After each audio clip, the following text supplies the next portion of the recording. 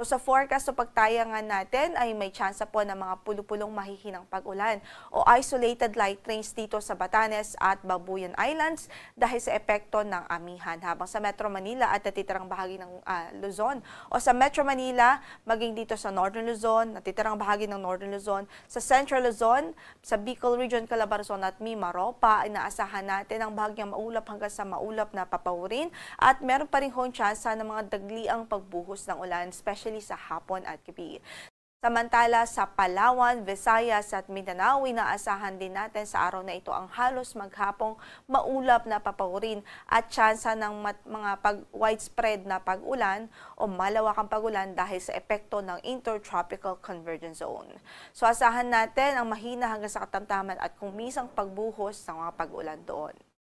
Ang sunrise natin is 5:57 in the morning at lulubog ang araw mamaya sa ganap na alas 5:24 ng hapon.